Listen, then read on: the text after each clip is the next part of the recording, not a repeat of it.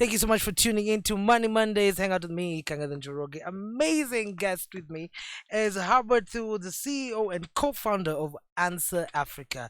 We're discussing how to start it right, and of course, is there to tell us how to do exactly that with very great statistics. That 70% of businesses that are started fail, which was such an interesting statistic. That even those that don't fail, they don't reach their third birthday. 90% of those that stay don't reach their birthday. And we're just discussing how do we stop this situation. And we've been discussing about the first problem that you've seen with entrepreneurs is market product fit. Yay! By the time I get out of here, I will be a coach. Yeah. So market product fit. And we discussed about we need to be very sure about when what we are starting. Is it, do people really want it, and how do you do this? Is it, do you do research? How do you know that people don't want it?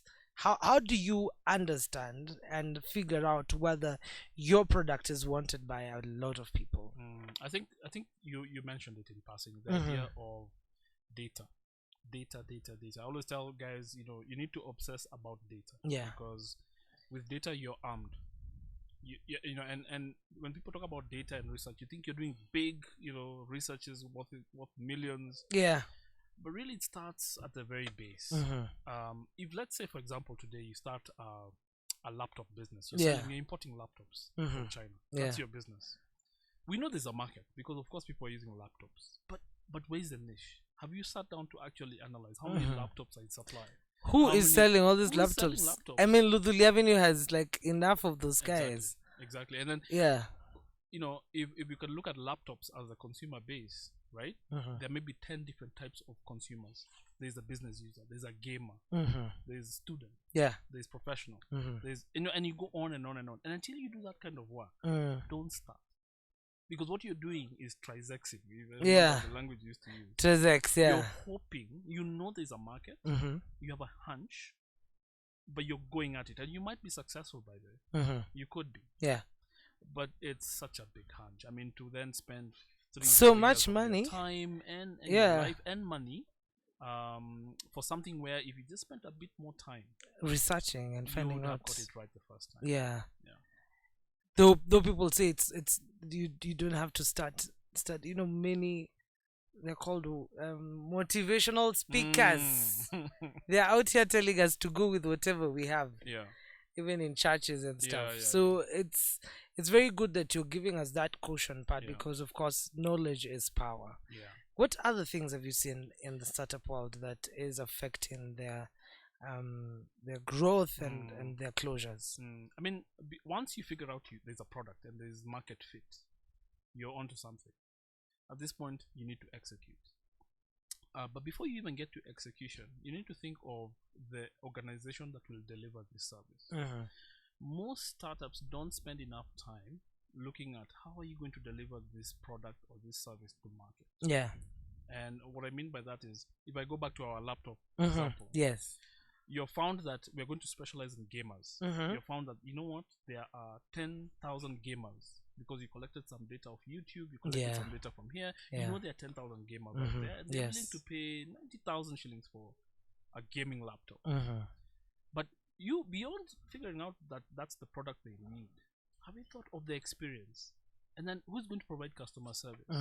So we call it organizational design, which is figuring out beyond the product itself, how will you run the business? I can shock you.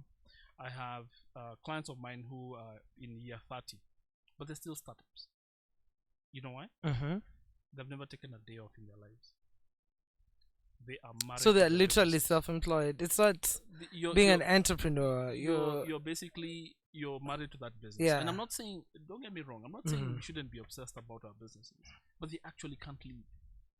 They can't leave. Every time you mention, hey, let's take one day and discuss, they're like, no, my business needs me. And what that tells you is very simple. Below that entrepreneur, there is no business. Without the entrepreneur is a business. The entrepreneur is the business. So if he steps aside for a week, pandemonium, chaos. And that's how you know you've not built a business yet. it's a paid hobby. I always like to say it's a an expensive hobby. Yeah, because now what you're doing is, yes, you may even be employing 100 people. Yeah. In the case you find even one of my clients who maybe even has 300-400 people, but they can't leave. And the idea here is very simple. Let's build businesses below us, as entrepreneurs. Let's focus on standard operating procedures. But what happens when, and I love what you've said, what happens when the organizational, there's no one to fill that gap? I have struggled with getting people to work as efficient as I am in my line of business. And every time I bring someone, it's chaos. You're like, okay, let me just do that job. I can do it. Yeah, let me just do it. No, I get you, it gets frustrating. You're like, oh, let me just work on some of the things. Of course, you will find other people who in different sectors, but since your main area is really critical, it's very hard to build that organizational structure you're talking about. And maybe what I'd employ even the listeners is, when we think about organizational design, it's not so much about my 20-30 people. Even yourself, do you have a structure around how you're working? What are the procedures that you've built for the business? Because we agree, you're the HR, right? You're the accountant, you're sales, you're marketing, right? You're everything. Yeah. But then if truly we want to build generational wealth, businesses that outlast us, then we have to start thinking of what are the procedures of HR in my firm, even if you're alone, because that's the only way we will grow. You can't grow if everything is just sort of happening. Yeah.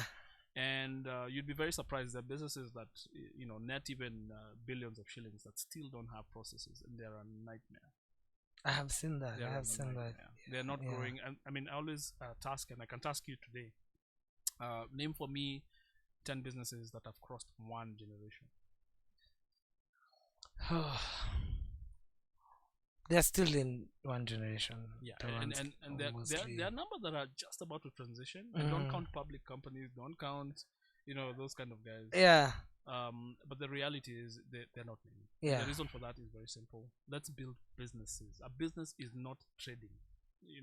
A business is the structures, the procedures, the handovers from one department to another, or from yourself to yourself. You know what I mean? Because most entrepreneurs will be operating alone. Yeah.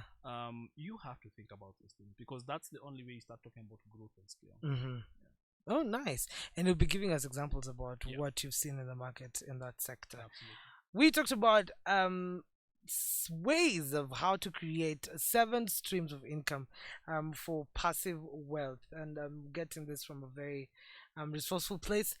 The first one is develop a business strategy to create an active income. So you need a way to generate money to investors. Wages, of course, aren't rising as the rate of inflation is growing at such an alarming rate. So how do you keep yourself afloat? So I suggest that doing that through a business than a job. So this should be an actual business and not a side hustle. First of all, you will get side hustle results if you have a side hustle mindset. That's very interesting, having a side hustle mindset. It is. Have you seen that in the market? Yeah, I'll tell you what, during COVID, COVID times, it was very interesting. We call it BC and AC, before COVID, after COVID, right? So during COVID, we had a lot of sort of executives who were pushed out of their jobs, senior people. Companies were laying people off, right? Yeah. And so these guys always had side businesses. They had a farm somewhere. They had a delivery business somewhere. So in the span of like a month, it had to become the main thing. So I think the idea of a side hustle mindset, I think, is something that we should all adopt. Yeah. And I think we have the right tools and folks like us who can guide them as they do that. Yeah. No problem at all. Yeah, because on the other hand, you don't want to quit your job before you can afford to do so. No. So you will need to find something that you can scale, but that is in the beginning you can do without you can do it at your spare time. So in the beginning, something that can be scalable, but can be done in your past, in your spare time. I would say get a hobby that you're passionate about, that one day you'd love to transform into a business. That's how you think. Because the startup life it's difficult. You need to be passionate about what you're doing. If you're not passionate, who's gonna wake you up? Yeah. Yeah. There are ups and downs like anything else. But I think it's an extreme sport of its own kind. Yeah. And I think with conversations like this, we'll get more people to hopefully have more ups than downs. And let's listen to some of the people talking to us today. What is that one thing that you wish you were or you knew in business before you got into business? What is that one thing you wish you knew? That's a really good question. Yeah. I wish somebody had told me that failure is part of it. It seems obvious now, for me, but I got in knowing there's no plan B. It has to work. And when it wasn't working, I told myself, no, I'm not working hard enough. So I kept putting in more. And more time, more energy, more resources. And you've got family life, you're trying to balance. Yeah. But also I think the conversation that's probably not happening enough is mental health around entrepreneurs. Because it is taxing, I can tell you. And I just think I wish there was a safe space where entrepreneurs could get together and say, "Oh, you did what? Auctioneers came to you? Oh, mine came last week." Like every Friday. Oh, like when they come together. And exactly. I think we should create that. And also, I wish, just the last thing for me is, I wish somebody had created a startup shower. You know the way you have baby showers? Yeah. You know the way you have bridal showers? Yeah. And stags and whatnot. Startup shower. I wish there was a startup shower where entrepreneurs come and say, "Oh, you're starting. Yeah. Okay, come. We'll take you to Kitengela, nice place. Do nyama. Yeah. But let's talk about what's coming. Yeah. Let's talk about the reality. What will hit you, so that even as you make that decision, maybe it can even happen before you leave work or whatever. You can start mentally preparing yourself."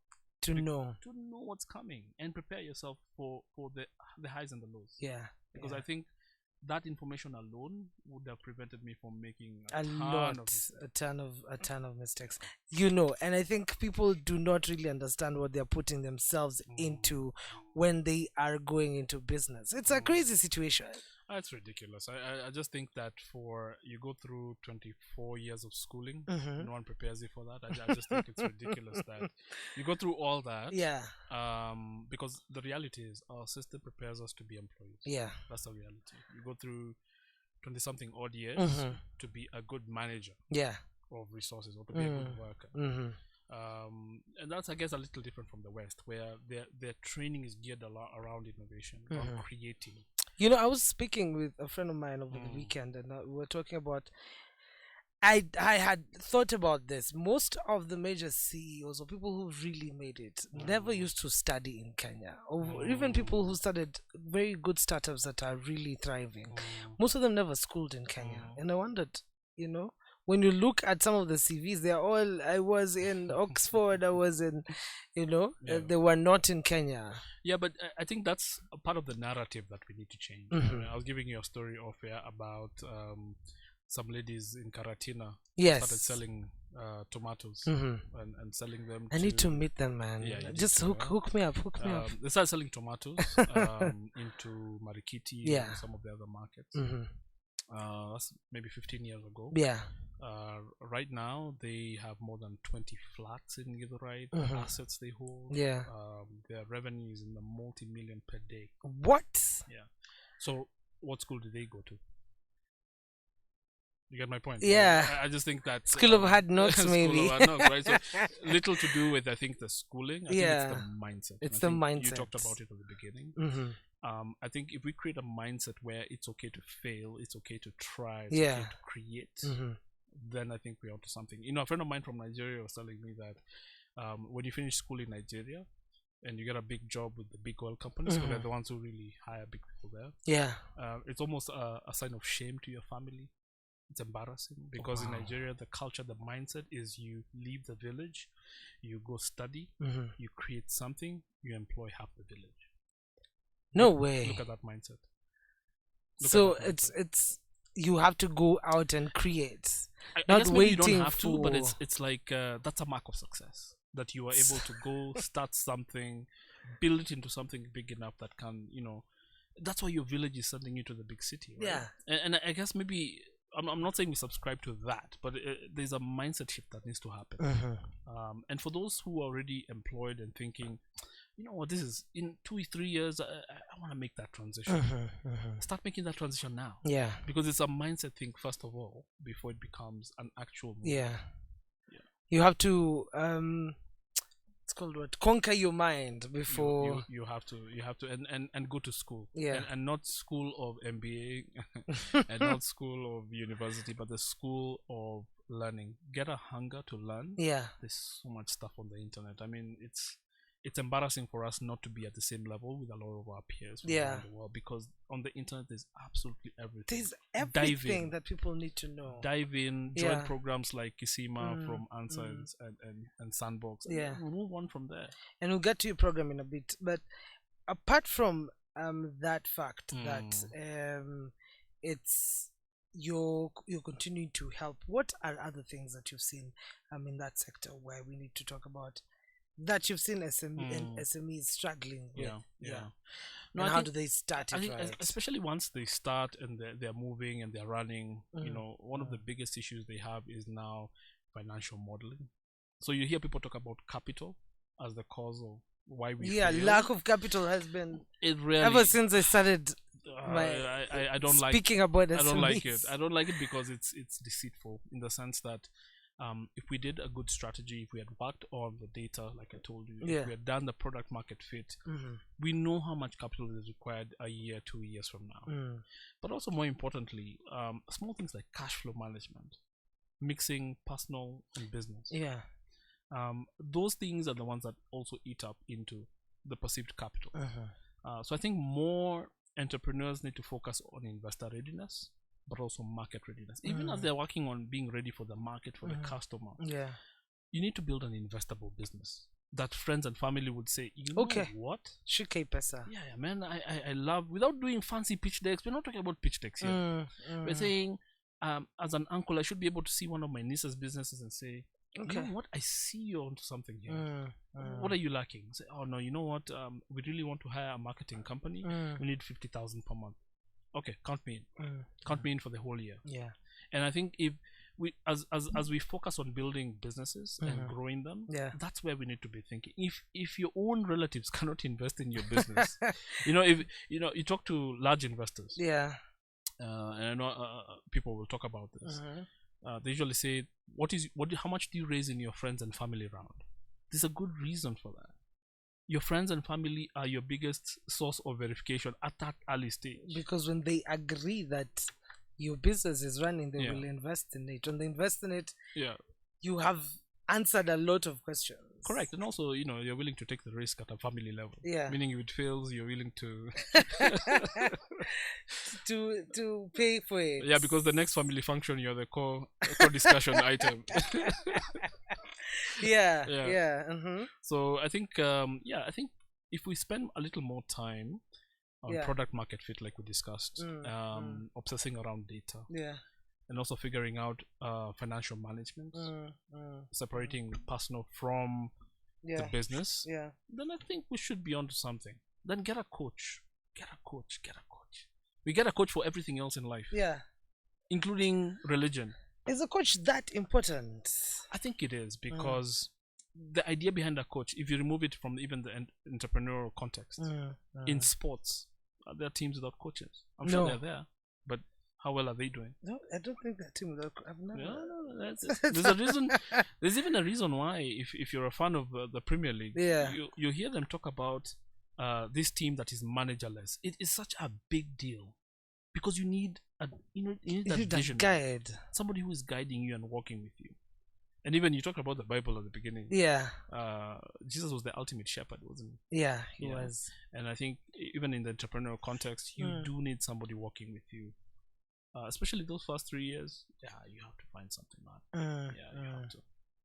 All right, that's interesting. As we said, a lot of things. Mostly, one, you need to get the market placement product market fit. Oh yeah, product market fit. You need to make sure that your product is good. There's also organizational design, and the third one was you talk about cash flow, financial management. What are other things that people need to look at? I know for me,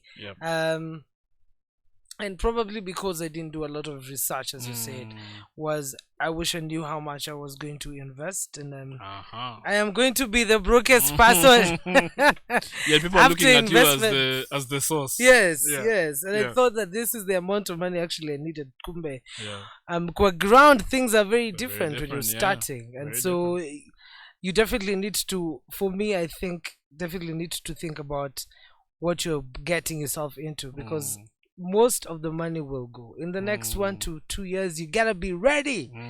You gotta be financially ready to make sure that you're able to protect yourself, despite if nothing is gonna happen those 2 years. We never know how long probably a business will take, but you gotta be ready, man. I think that is one thing I was not told when I was joining. And that's the home of strategy. Yeah, you know what you're talking about there, because what strategy will do, it will lay out the facts, the assumptions, and the pitfalls. You can even see some of them coming, and whilst of course you can't see the future, you can prepare for the future. So I think one of the things we tell startups, SMEs, is plan for the future, right? And of course that's the role of business plans and pitch decks and all that, but I think you have to envision the future you want to be. You know, you have to have a target that you're going towards, right? And you may actually realize by planning, it may help you, avoid some pitfalls as a result. Oh yeah, because planning is very important. I have a very interesting question. Do mama mbogas need a business strategy? They do have strategy. You'd be surprised. I think a lot of people think as long as you're not in a boardroom, there's no strategy. But the way they source, who they source from, the timings of trade, how they manage cash flow, there's a reason these businesses are successful. There's a reason why. And there's a reason also that Mamambogas were the same place they were in 1985. They're exactly the same place. But there are others that have now transformed into hotels. Others have transformed into chains. Right? I think always a challenge, guys, get out of Nairobi. Nairobi is not Kenya. You know what? Once you really travel, get out there, you see some very interesting business models. I mean, if you want to know I'm right, a lot of the biggest retail chains that we are blessed with, where do they come from? They didn't come from Nairobi. They're not from Nairobi. They're from Nakuru and all sorts of different places. So, prepare as much as you can. And then what I always say is prepare for change. It's coming. Prepare for change. Assume that next year, this customer who is so passionate about what you're selling, he won't exist next year. So what's your plan? What do you mean? What's your plan? How do you... I will just die with my business. I would say it's been real. It's a wrap. Yeah, but then again, you see, that's the thing, right? Most entrepreneurs go in like that. You say, I back to our laptop example, I'm going to bring in a whole container of laptops for gamers, right? But that's our plan A, B, and C.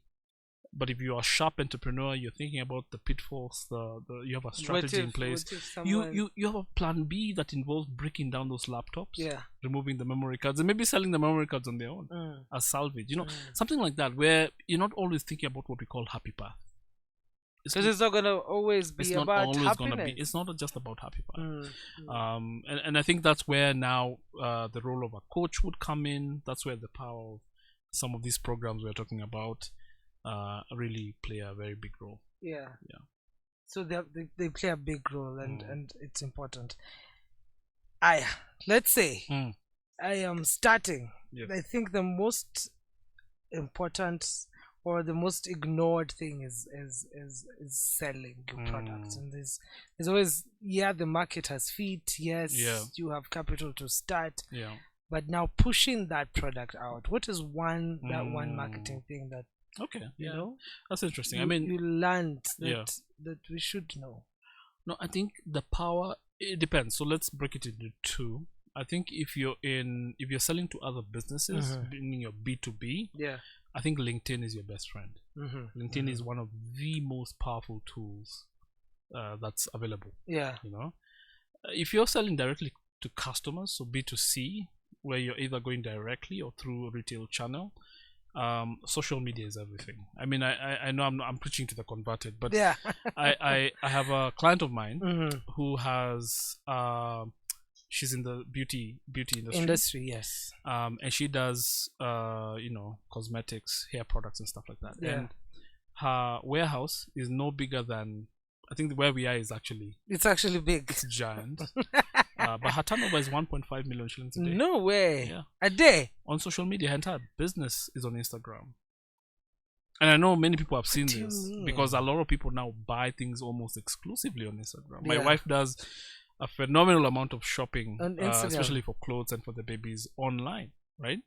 It's such a powerful platform for discovery. Yeah. So it's not about waiting until you have capital to have a stall at, in on my avenue or whatever. That thing, how much does Instagram cost you? Zero. Yeah. So I think if you have all the other ducks in place, social media is your absolute best friend. Yeah. Use it wisely. But use it wisely. It can also be quite useless actually if not used in the right way. Yeah.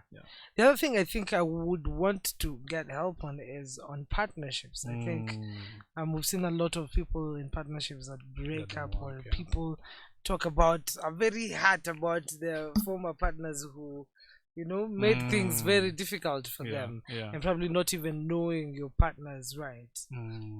I think about the trick about co-founders is it's a marriage. Let's not beat around it is a marriage. You're going to have to share certain resources. Yeah. And the same journey that married couples take of courtship. I keep on hearing that. Of courtship and going through breakups and to mekosana for a week, we come back together. It's the same journey that co-founders should take. And I think it's understated.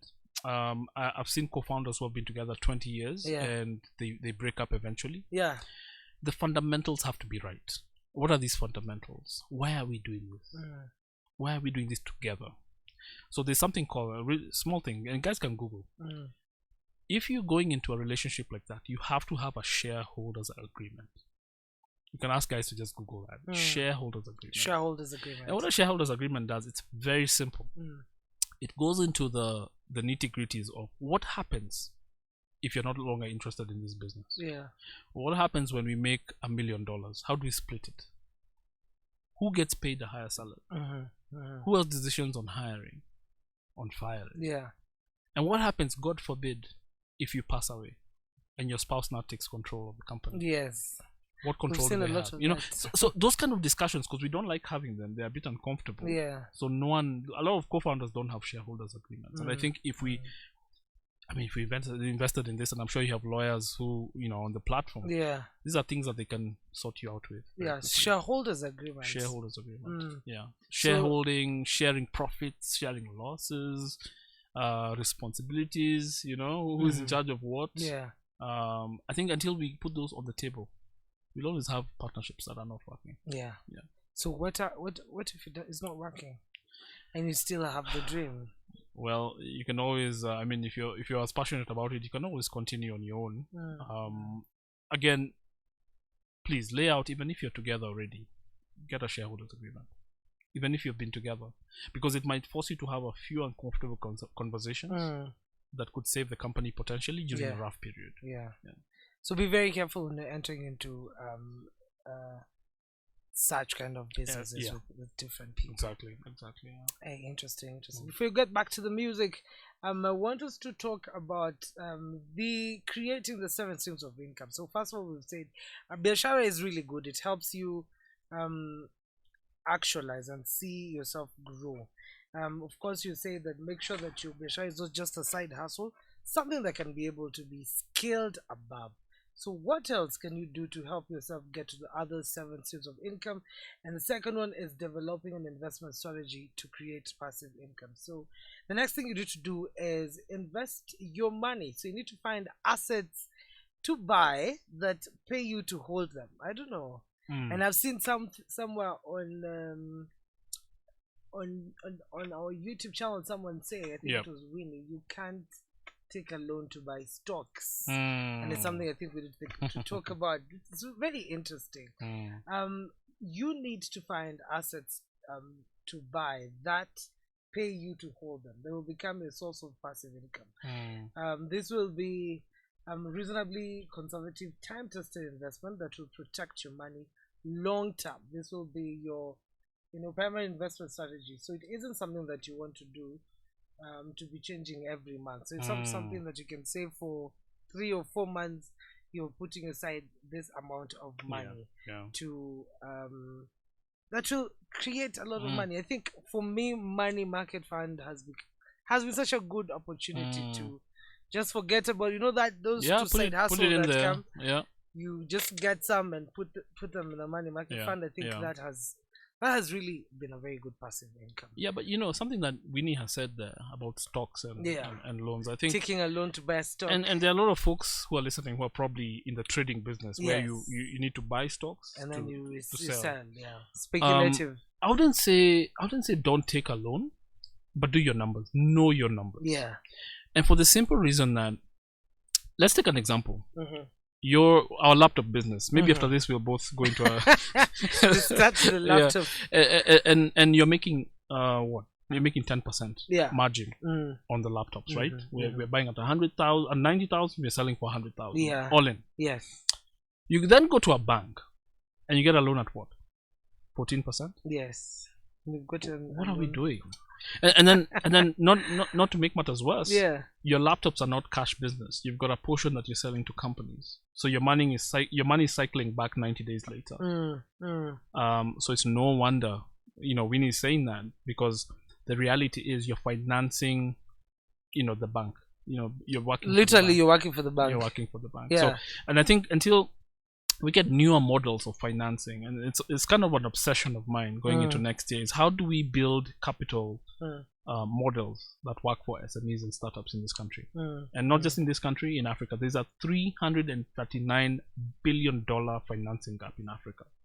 $339 billion. It's huge. It's massive. It's a big problem. Yeah. And everybody can see it. Just the how. Because guys will say, "Oh no, these businesses, they don't have data. How do you know they'll survive?" Yeah. A lot of them are briefcase companies. But I don't know that there's a Nigerian company that started that. So they tell you to invest as little as 10 shillings. Yeah. On an app, and then what they do is they invest that money for you, and you get dividend. I didn't because when I was researching about them, they had gotten some bit of funding, but I didn't understand how the nitty-gritty of that would look like. But I agree with you. There's a gap where people really want to have side hustles, but they can't. But they can invest in some side hustles if they know that they'll get their money back. Now, with what is going on in the Kenyan market, where people are just being given money by investors and they decide it's a wrap, and they close shop. So I think that there's an opportunity for sure. many people to invest in companies, but we need a strategy where I think it's a need. Well, just on that point, I mean, you saw the launch of the new NSE sort of index, where now you have a lot of SMEs that hopefully will be able to go the NSE route and list on the NSE. I mean, that's one way I think that could help, because then it expands the space, because all of a sudden it means you in 5 years could have a company listed, right? That's at least on paper, that's the journey. But I think until we get more of ourselves, our own people investing in our own businesses, that's the only point at which we will talk about exponential growth. And really biting at that gap. We don't have a good platform. We don't have, because I know if I have my 50K and I want to raise it to, you don't need it right now, right? Yeah. So I could give this money to a certain startup that really needs it, and if I give them, I am sure, I am guaranteed that I will get my investment, your returns. But because there's no platform like that, startups are too risky. You don't want to put your money there. You know what? You go hustle with your own. You figure it out. But you're right. I mean, if we had a platform where, you know what, I've got 50K, I don't need it. And next month I'll have some 10K, and the other month I'll have. Is there a place I could be parking this money?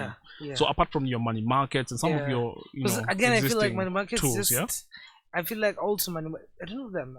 Just risk averse of just being young. Sometimes I feel like money market is just kidogo sana. The percentage is too little. I'm like, I'm giving you all this money, and though there's something I'm getting from it, it's just not something I can bank on. But I guess it's about balance in the sense that with money market you get a certain level of guarantee. For the return you're getting, it's actually not bad at all. I don't know whether you know this, but in parts of Africa, some of the highest returns on capital invested in the world. Oh. Yeah. It's a very attractive place to invest. The only challenge is the risks. So some of the companies or the investors who have been able to crack that are making a ton load of cash. But the idea is, imagine if we did it at scale. So that now, if it's your mama mbogas that you were talking about just now, I create a platform where I could be in Nyandarua and I'm investing in a mama mboga who wants to go from Malindi and she wants to have 10 branches. She needs 3 million shillings. Not a problem. There's a platform. I put it there. I know that in 2 years I'm getting my money back. We're not there yet, but I think the discussions are starting. And I think even if you look at what the new government is doing, I think the energy is in the right place. I think the execution is what will require a bit of consultation. The problem is with do you feel that the closure of more than the 5 startups that happened this year, most of the startups that had been given the most money and investment, do you think that will also affect what we will be getting in terms of investment in startups in Africa? Well, I don't think it sheds a lot of good light because it's negative press. You have these highly capitalized startups that were were good on paper. They were doing some great stuff, but it comes back to the first thing we started talking about, right? Product market fit. Product market fit. I think that's who is the customer. If you don't go need? Home with anything else, man, you need product market fit. And I'll tell you what, for anybody out there, it's about obsessing about product market fit. Even when you get it, just know you lose it tomorrow. Have that mentality.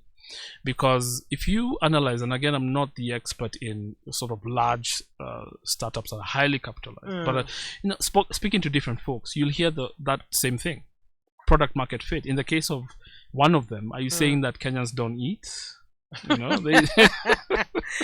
one of and where do they eat, right? The food in Nairobi is very expensive. I was like, please, come I take you to places I eat. But that's exactly it. Listen to what you just said, right? Come I take you to a place. I've got a kibanda I usually go to where for 150 I'm sorted. And so did they talk to you? No. Yet ideally you're their customer. To the boardroom. Right? To the boardroom discussion. And so I think until we obsess around product market fit, they're coming, more are coming. More on the way. Yeah. That's true. And so I want you to give us the 5 top things you need to tick. 5 top things you need to tick before you start a business. Before you start. So number 1 is get your mindset right. Yeah, the mindset. Man, mindset is everything. And the mindset is that of, especially if you're coming from corporate, you're coming from an environment that's very well structured. You need to reorient your mind that this is a completely different environment. The risks are higher. There's a lot of unstructuredness. That's the first thing. Mindset. Second thing, obsess around the customer. That thing I'm telling you, obsessing about the customer. Obsess around the customer. Right, because without that, you don't have a business. Once you have that, then figure out your organizational design. Try and think about what kind of processes do I need to have in my company. If we're looking at our laptop business, for example, how do we make sure such that within 60 days we can clear from the port, we can pay our taxes on time, we move the products to the customer, we provide receipts on time. Those back end things that they don't look that important.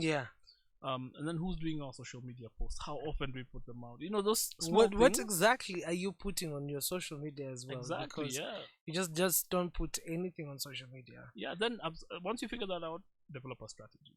You have to have a strategy. What do they say about not planning? You plan to fail. Failing to plan is planning to fail. Exactly. And you know what? You may not get everything right the first time. But at least have a foundation so that you can keep tweaking. I always like to give the example. If you and I are driving from here to Thika, there may be 4 or 5 routes we can use. We can go Eastern Bypass, Eastern Highway, we can go through Committee Road. There's so many different ways. So you and I are clear about that, right? But then how many times do I adjust the steering between here and Thika?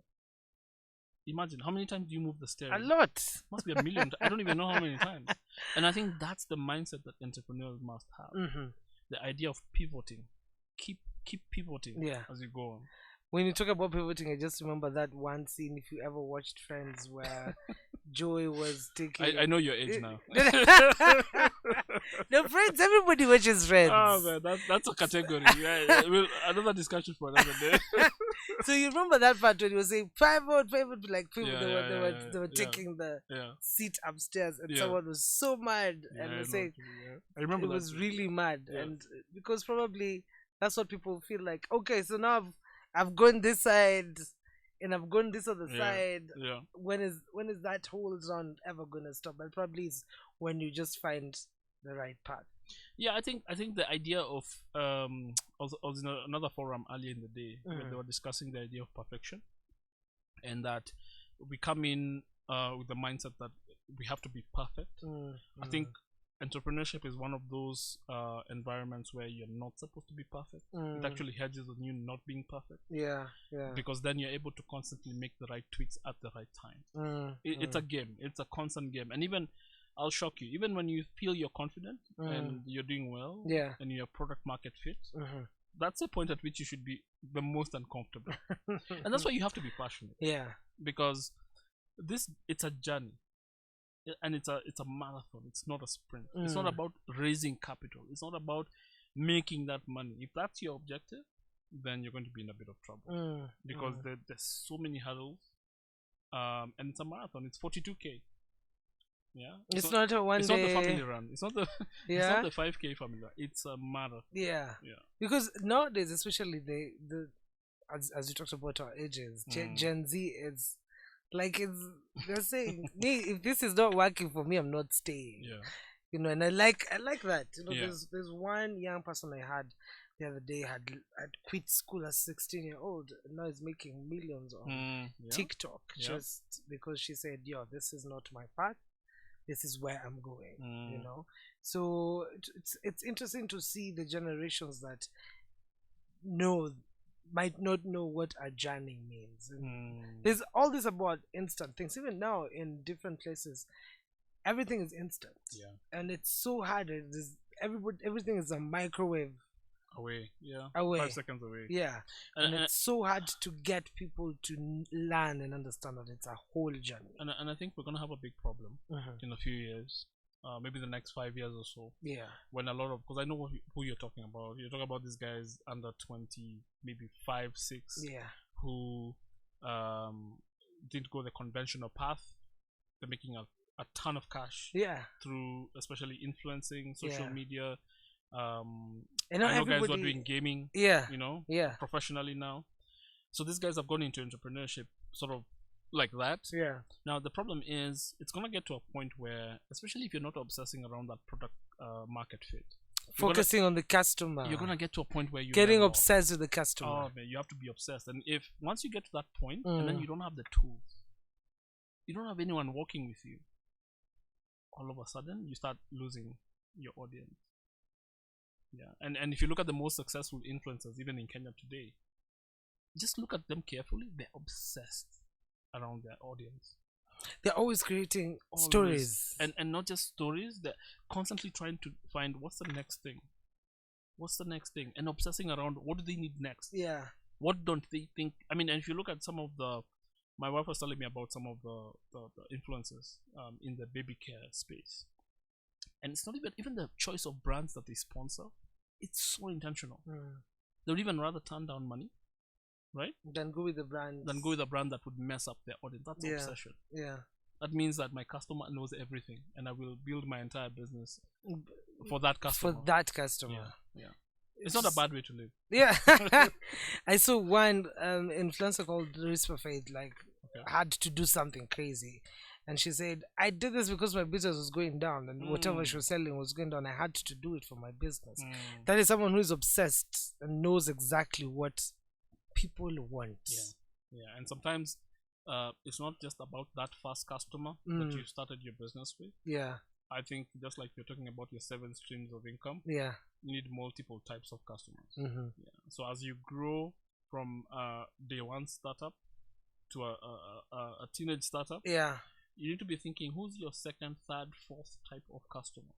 So back to our laptop example, that's the gamer but we need to be thinking about the hyper gamer. This is a gamer who's on another level, playing international competitions. We need to think of the entry level gamer who has 30,000 shillings, not 90. Yeah. So as then you start to obsess, you'll find new customer groups. Then you can build products around them. You can build new solutions, new products around them. And as we talk about how to make or to create 7 or more streams for yourself, we talked about the first one, developing a business strategy to create an active income. Then after that, you develop an investment strategy to create a passive income. Now the third one is diversify based on your niche. Now at this point you only have 2 streams of income. One is your business and the second is your investment. Now is the time you need to create 5 more. That should be based on your industry for most of the part. Don't try to go too far outside your area of expertise, because if you are in cryptocurrency niche, please go ahead and be on that. If you're thinking about ways to expand within your niche, always try to think about how to expand within your niche. But there are people who, of course, even in business, it's very easy to be told business ni hapa kule. They do not invest in their niche or their expertise. Is there something bad about that when you're starting, looking at probably the niche you're in? Yeah, I think it all comes down to what the plan is. Like that example you were giving where they sort of ended up there and started doing something different from what they had planned. Yeah. That's somebody who doesn't have a plan B. It really just depends, because if this is your plan A to Z, you will find out. All we are saying is, as you're finding your way, let's arm you with the right tool. Let's arm you with information. Yeah. We're talking about off-air about successful case studies. Yeah. That are not the big startups. They are big startups. There are thousands of startups out here that are doing amazing things. Just don't get the platform. And maybe they're not doing as cute things. It's not in fintech. It's not in tech, right? But they're making multi-million shillings solving actual problems that Africans have every day. I am still hanging out with Mr. Thuo, who is here from Answer Africa, telling us more about how to start it right. And now he has a company that helps people to start it out. And I didn't understand your product. Maybe you could let us know, how do you do it? And how can people reach you? Yeah, I think the most important thing is that we've designed an 8-week program together with our friends over at the Sandbox. And the idea is this 8-week program takes you through the rigors, right? It's 2 hours every week, right? And then in between there's a lot of homework. There's a lot of actual building together, doing together, and we move through 8 different modules. Everything from product market fit that we've been talking about, customer pricing, design of the organization, HR. So we try and look at the overall strategy of the business, so that even as you start, or even before you start, you have a pretty good idea of what you're getting yourself into. What you're getting yourself into. I think that was the first. It's starting it right? And that's the whole idea of this show. And I think that if we get more people starting it right, then those statistics we were crying about earlier, that we start to really eat at them. All right, that's amazing. How do we get in touch with you? So I'm on LinkedIn as Herbert Thuo, on Twitter Herbert Thuo, on Instagram as well, same. You can also email me h2o@answer.co.ke. h2o@answer.co.ke. Absolutely. Awesome. Let's talk about some things that we need to know about you. First of all, who is your role model? Who do you look up to? Oh wow, that's a good question. Who do I look up to? I think in many ways my mom. Because I've seen my mom is also an entrepreneur, so maybe I had that going, and I think that's I think it's important to see your parents do that. I've seen her go through it, through the lessons we are talking about here. I've seen them, right? Yes. And she's doing very well now, but I think she's been my coach in waiting. I think I've seen her struggle. That has then informed my journey, and because it's so close to me, it's not far. It's not Bill Gates. It's not it's not something I watch on TV. I've seen it. and then seeing the struggle and then the triumph. I think that absolutely after the struggle, that is my model. Okay. Yeah. What's your best business advice you will give them? To the audience? Yeah, or your best business advice you've ever gotten from. Take a break. Mm-hmm. Yeah, it sounds counterintuitive from Yeah, everything we talk about. There's this notion that because you're an entrepreneur, you're supposed to be working all the time. Working. There's a maxim, there's a wisdom in saying every week you need go 30,000 feet. Look at the business from above. Stop being tactical. Stop doing. Just hold up. Come and just see where are we. Yeah, every week go 30,000 feet. And yeah, very difficult for folks to grasp around it. But take a break. Go 30,000 feet. And because as an entrepreneur, you don't have a jet, you have a helicopter. You can land straight down. You don't need a runway, right? And go back and continue running the business. But I think it's so important that there's a mental health conversation around entrepreneurship that I think needs to get louder. And it's because we don't allow ourselves to be human. It's almost you almost have to be superhuman almost. Yeah. You must succeed. You must succeed, and the pressure is immense. And you took loans, and I don't know what else you did. Yeah. And you're the breadwinner, and all that stuff. And I just think that if we created a safe space where people can take a break, entrepreneurs can take a break, and listen and share, I think that's something I'd love to be part of. Yeah. Interesting. Thank you so much. A lot of guys will keep talking to us on social media.